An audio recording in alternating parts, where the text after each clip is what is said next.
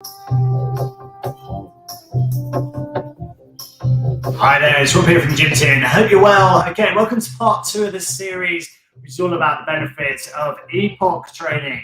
And if you haven't met the first part of this, then please go and check out the first part, because it explains what EPOC is. So if you sat there going, I don't know what EPOC is, then guess what? You need to read part 1. However, if you're here live with me now, EPOC is your excess post-exercise oxygen consumption, i.e., the excess amount of oxygen you consume post-exercise. Okay, that's what EPOC is. And big links, obviously, between that and HIIT training, high-intensity interval training, because what we're trying to do is increase the amount of oxygen that we can consume up to around 48 hours after training, ideally. Okay, so EPOC is brilliant. You'll hear an awful lot about it over the next 4 or 5 years. I've been training HIIT for people for probably about 16, 17 years now, and I absolutely love it. I think it's a really good way. It looks very much about what the energy systems are that we use. So we have our ATP, our phosphagen energy stores, ATP, CPC zones, which last for around 10 seconds, maybe 20 at tops. We're then looking at our glycolytic system, which is, again, still working anaerobically, starting to draw on the oxygen side of things. And then finally, our oxidative side, where we are fully working aerobically. And what we're trying to do is increase the ability of our body to consume oxygen for a longer period of time after training. As you know, when you do a hard workout, you end up out of breath. It's got a massive amount of benefits to our body. We perspire more, we get rid of toxins quicker. We obviously generate toxins at the same time, but we also expand our rib cage. And if we work with our posture, and if your posture's poor, go and see a sports therapist, or an osteopath or a chiropractor, somebody's going to help your shoulder blade, your scapula to drop back into position and allow these external intercostal muscles, the muscles between the ribs, to breathe. Okay, so that's what we were looking at last time. Now, as I promised, I'd come back in with some more science about why is it really good for us? Why is EPOC good for us in this HIIT training?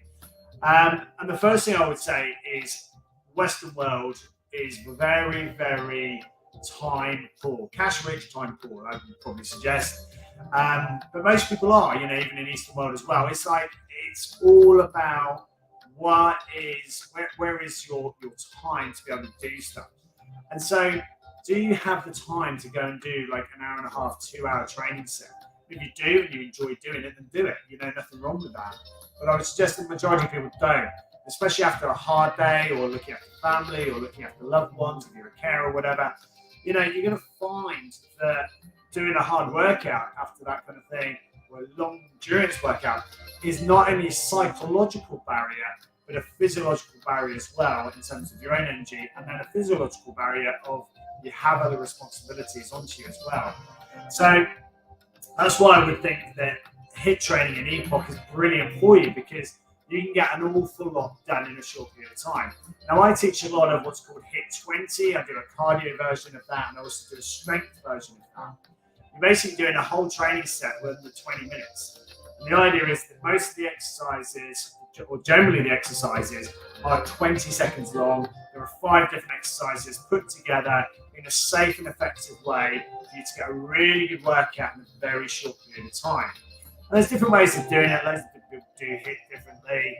You can do peripheral heart rate training, where you're down on the floor and standing up quite a lot. And that gets your heart to work differently. And at a very high intensity, whilst giving your muscles time to recover in between. I would also add as well that if you live a very high stress life, sometimes doing things like HIIT training can be beneficial for you, because it's going to burn up some ready free energy that you've kind of distributed around the body already. But also, it can also be quite negative effects as well. So I'd look at the pros and cons of it, because if you're already tired and you're already fatigued, something like this isn't designed to push you over the edge, but it could make you feel very, very tired very quickly. And why I say that is because you could achieve what's called burnout, and that's when you just haven't got anything left in the tank. And that's no way to enjoy your training. For me, the most important thing about fitness is that you love it. You love doing it, you have fun. And if you do it as part of a tribe with other people, even better. If you're more of an introvert, then finding some online training or one-to-one or PT training might be the way forward for you to get the best out of yourself and for your tribe, for your family or whoever's around with you. Okay, so EPOC is brilliant if you are time poor. I would then say about the benefits that it gives you. And there's a number of physiological benefits it gives you in a very short period of time. It gives you increased respiration. You've got to breathe hard because you've got to try and force a load of oxygen around the body very quickly. It gives you increased heart rate. You're going to be working at an intensity that's quite heavy. So on a scale of 1 to 10, 1 is easy, 10 is everything you got. You're going to be training 7, 8, 9 territory, maybe even a 10. Some people get to an 11. I don't know how they do that, but that's numbers. But you will find that you'll get to a very high point in your training very, very quick, which of course will increase your heart rate. It will increase your stroke volume of your heart. It will increase your cardiac output as a result of it. It will also increase things like neurotransmitters in our body, things like adrenaline, norepinephrine, etc. Noradrenaline. It's also going to increase your hormone levels. It's going to increase testosterone levels. It's going to increase your insulin, your thyroid, ACTH, all of these other parts as well. It's going to elevate your core temperature. It's going to get you warmer, which as a result means your body's got to work hard to cool itself down afterwards. And all of these things use energy. And as a result, with every successful training program and every single way of getting results out of your programs, you want to be getting into, if you want a weight loss program, you don't want to get into a calorie deficit.